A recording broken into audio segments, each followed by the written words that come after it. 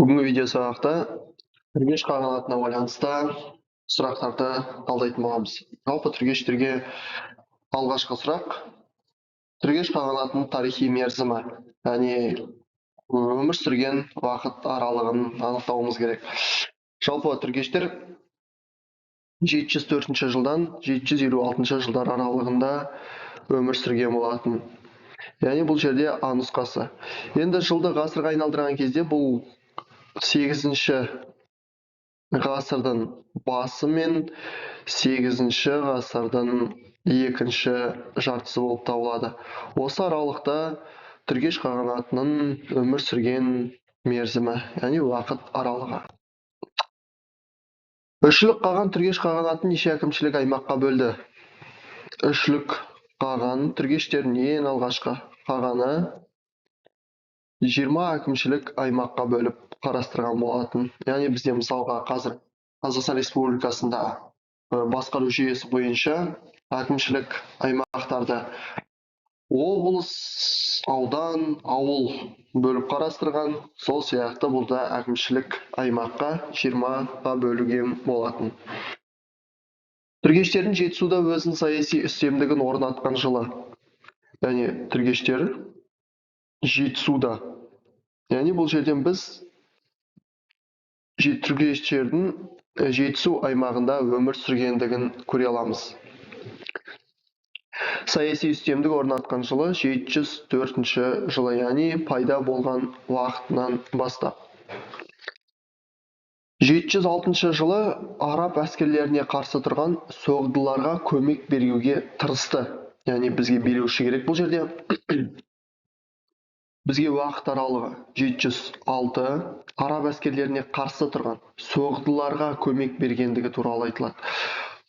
Сұлу қаған бұл бізде түргештердің билеушісі. Ешбар елтеріс пен Бумын болмайды. Бумын бізде түрік қағанатының алғашқы қағаны болып табылады. Яғни А немесе С нұсқалары. Бізде 706 жыл делінеді. Яғни 706 жыл уақыт аралығы көрсетілген. Бұл жерде әрине бізде үшлік қаған болатын. 704 жылы үшлік түргеш қағанатын құрған болатын. 2 жылдан кейін соғдыларға көмектесіп, араб әскерлеріне қарсы тұрған болатын. Соғдылардың Жетісуға қоныс аударуы саудаға байланысты екендігін айтқан ғалым. Яғни соғды тайпалары Жетісу жеріне келеді. Олардың көшіп келуінің басты себебі сауда деп айтқан болатын. Жалпы соғдылардың Жетісу жеріне көшуіне 3 себеп бар. Ол біріншісі сауда, екіншісі Орта Азиядағы, яғни арабтардың шапқыншылық жорықтары, және үшіншісі өзінің ішкі талас тартыстардан. Осындай 3 себептің ең маңызды себеп саудаға байланысты олар Жетісуға көшіп келгендігі туралы жазған өзінің деректерінде Бартольд болған болатын. 6-шы сұрақ сұлық қаған билік еткен жылдар дейді. Яғни сұлық қаған негізі көбінесе сұлу қаған деп деректерде келтірген болатын. Сұлу қаған түргеш қағандығының қағаны, яғни бізде билік еткен жылдары 715 жылдан 738 жыл аралығында. Түргеш мемлекеттің негізін қалаған қаған. Әрине ол бізде үшлік қаған. 704 жылдан бастап. Жыпыр емес, Бумын ол бізде түргештерді қолданған болатын. Құтшарды жауап нұсқасына дұрыс жауапқа сәйкес емес. 8-ші. Батыс түрік қағанатының құрамында болған сары түргештердің қоныстанған мекені делінеді. Яғни бізде сары түргештердің орналасқан аумағы керек. Бізде жалпы түргештер Шу мен Іле өзенінің бойында мекен еткен болатын. Алтайдың шығысы мен Алтайдың батысын алып тастаймыз. Шу немесе Іле. Бұл жерде бізде сары түргештерді сұрап тұр. Сары түргештерді сұрап тұрғаннан кейін бұл жерде дұрыс жауап нұсқасы Іле өзенінің бойы болады. 9-шы сұрақ. ерте орта ғасырларда жетісу жерінде орналасқан мемлекеттерінен. Яғни жетісу жеріндегі мемлекеттер орналасқан территориясы көрсетілген бізде. Әрине ол бізде жетісу жері және ерте орта ғасыр. Ерте орта ғасыр ол бізде 6-шы және 9-шы ғасыр аралықтарын аламыз. Қыпшақ мемлекеті болмайды. Қыпшақ мемлекеті өзі 11-шы, 13-шы ғасырлар аралығында өмір сүрген болатын. Оғыз мемлекеті 9 бен 11-шы ғасырда, Шығыс түрік қағанаты Монғолия жерінде пайда болған мемлекет 682 жыл, яғни ол 7-ші ғасырларда. Ол Монғолия жерінде, Оғыз мемлекетінің орналасқан жері ол Сырдарияның төменгі және орта ағысы, Қыпшақтардікі солтүстік, орталық және батыс Қазақстан территориясында. Ал бұл жерде бізде жетісу аймағы. Әрине ол бізде Түргеш қағанаты болады.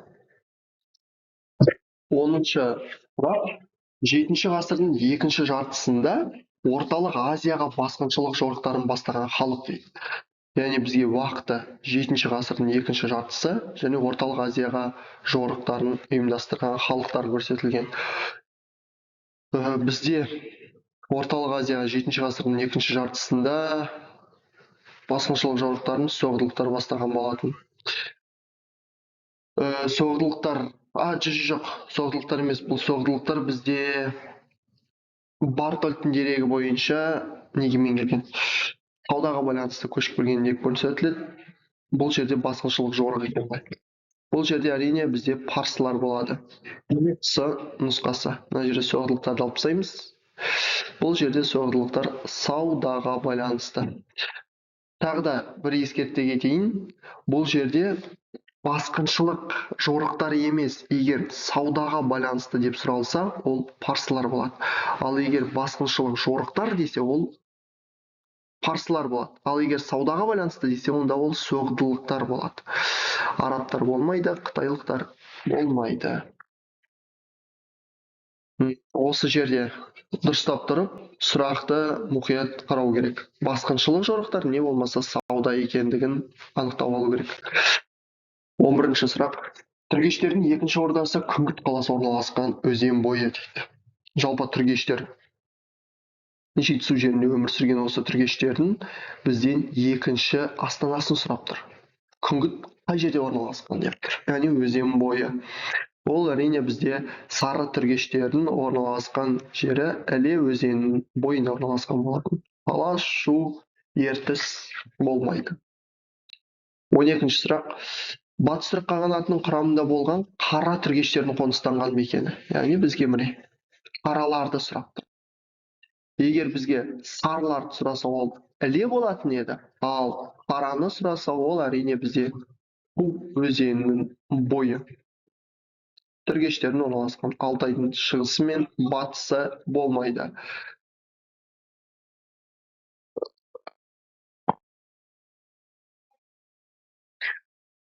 Бұл жерде сұрақтарда мұқият қарауымыз керек.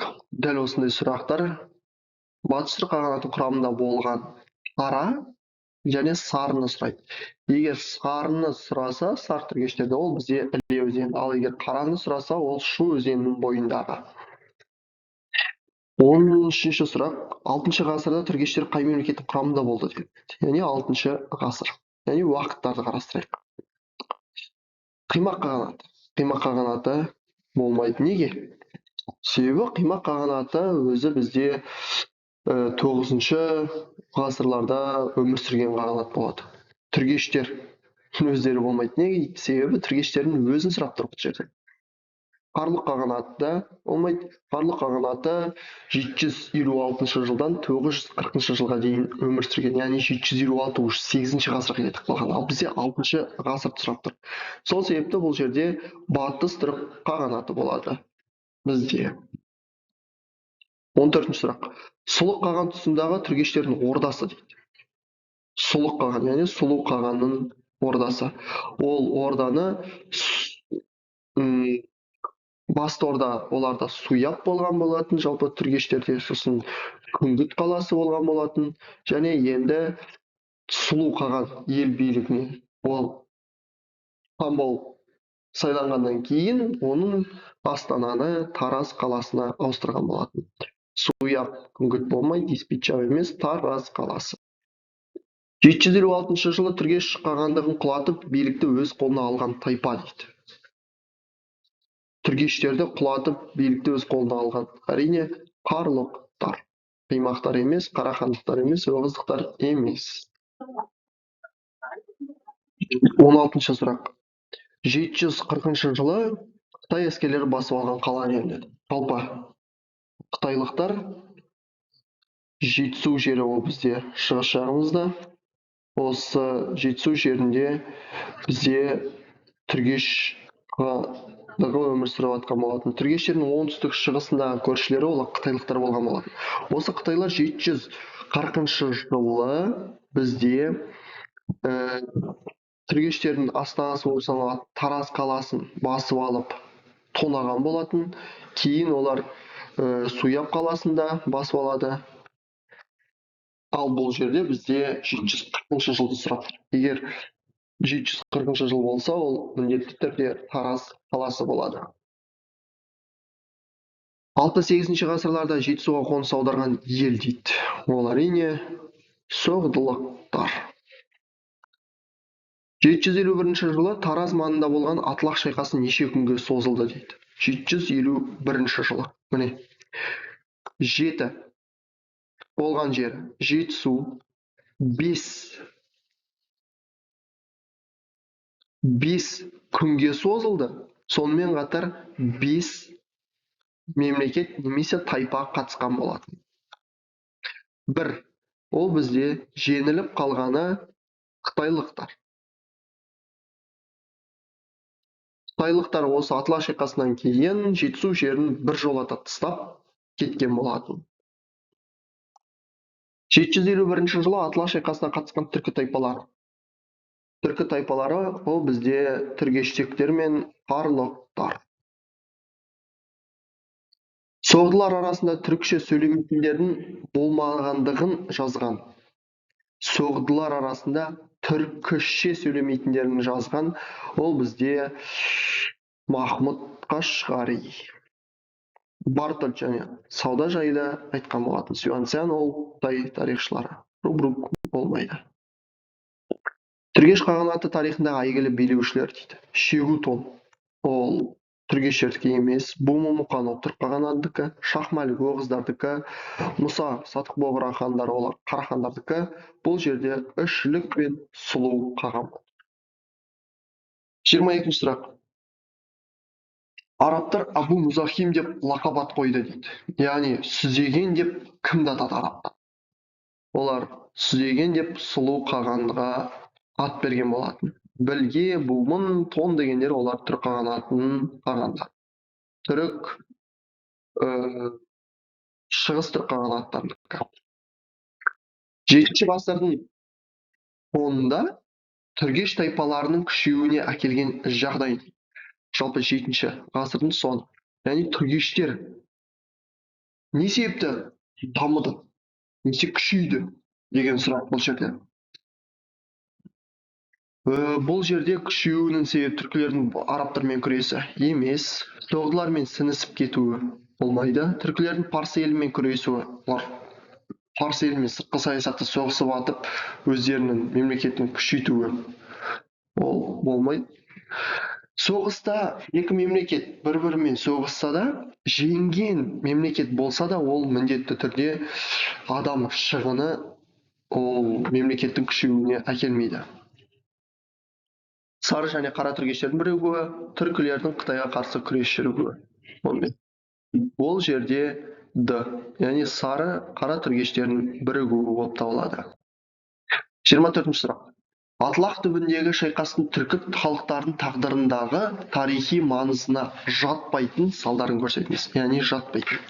Атлақ шайқасы ол бәріміз тағы да есімізге түсіре кетейік. 751 жылы Тараз қаласы маңында Жетісу жерінде болған өте 5 күнге созылған өте үлкен шайқас. Екі ірі алпауыт мемлекет арабтар мен қытайлықтардың соғысы. соғдылықтар, түргештер, қарлықтар көмектескен 5 мемлекеттің соғыс болған жері. Енді атлах тарихи маңызына жатпайтын салдарын табуымыз керек. Бұл жерде бізде Қытай әскер толық талқандалды ғой. Қытайлар Жетісудан қуылды. Арабтар Орталық Азия аумағына шегінді. Түркілер арасында ислам мәдениеті енді.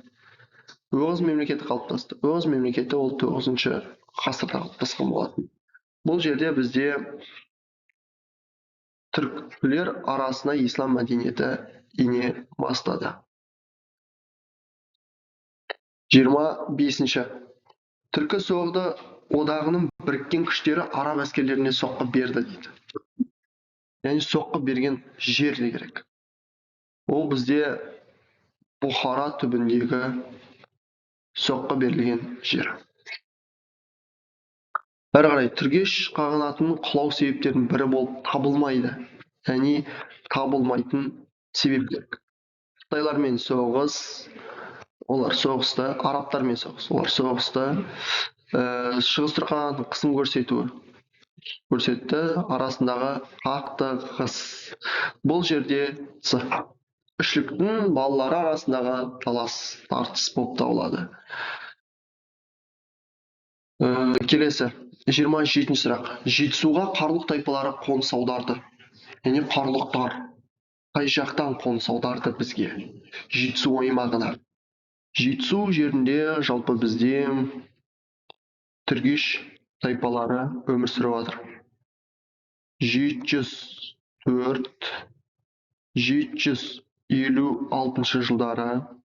756 жылы бұл мемлекет түргештер құлайды. Бұл түргеш мемлекетінің құлауының себептері. Ол бірінші сарқында қара түргештердің бір-бірімен соғысы, сыртқы саясат салдарынан мемлекет ақыр соңында 56 жылы құлайды. Бұлардың орналасқан территориясына қарлық тайпалары келіп қоныстанады. 756 жылдан бастап 940 жылға дейін қарлық тайпалар өмір сүрген болатын Жетісу жерінде. Енді бұлар негізінен қарлық тайпалары Алтай мен Тарбағатайдан келіп қоныс аударған болатын. Бетпақдаладан емес, Арал бойынан емес, Қара теңіз жағалауларынан емес, Каспий маңының жағалауынан да емес. Арал бойында бұл жерлерде бізде оғыздығар өмір сүріп атқан болатын. Осылай бізде 704 жылдан бастап 756 жылға дейін өмір сүрген жарты ғасырға жуық түргеш қағанатының өмір сүрген уақыты және дәуірі аяқталған болатын. Осылай бізде бүгінгі сабақта түргештерге байланысты толық сұрақтарды қарастырдық. Және қосымша айта кететін билеушілердің қатарына үшліктен кейін билікке келген билеуші деп сұралады. Ол жерде бізде Сақал деген бар. Ол соғыстардың бірінде қаза табады. Солай түргештерге байланысты толық сұрақтарды қарастырып болдық.